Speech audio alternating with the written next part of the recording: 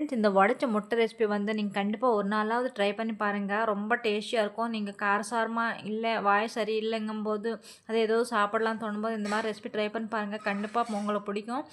ஒரு மிக்ஸி ஜார்ல வந்து கொஞ்சம் சோம்பு, ஏலக்காய், பட்டை, கிராம்பு, கொஞ்சம் சில்லி பவுடரு, மஞ்சள், அதே மாரி பூண்டு அப்படியே போட்டுக்கோங்க.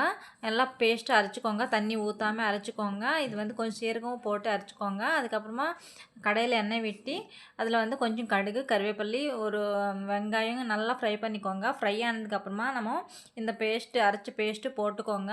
உங்க காரத்துக்கு தகுந்த மாரி இந்த பேஸ்ட் போட்டுக்கோங்க. மத்தது எக்ஸ்ட்ரா இருந்துச்சுன்னா, நீங்க ஏதோ ஒரு ரெசிபில கண்டிப்பா போட்டுக்கலாம். அந்த அளவுக்கு டேஸ்டியா இருக்கும். ஒண்ணுமே ஆகாது. அதே மாரி முட்டைய வந்து உடைச்சு போட்டுக்கலாம். 3 ஒட்டுக்கா போட்டு ஒரு 2 நிமிஷம் மிக்ஸ் பண்ணாம அப்படியே இருக்கட்டுங்க. அடியில பாருங்க ஒரு ரெட் கலர்ல அந்த மாரி வந்துரும். வந்ததுக்கப்புறம் நீங்க பிரேக் பண்ணிடுங்க. மிக்ஸ் பண்ணிடுங்க. நல்லா மிக்ஸ் ஆனதுக்கப்புறம் நல்லா உங்களுக்கு வேணும்னா சில்லி பவுடர் இன்னும் கொஞ்சம் அந்த பேஸ்ட் போட்டுக்கோங்க. அதுக்கப்புறம் கொத்தமல்லி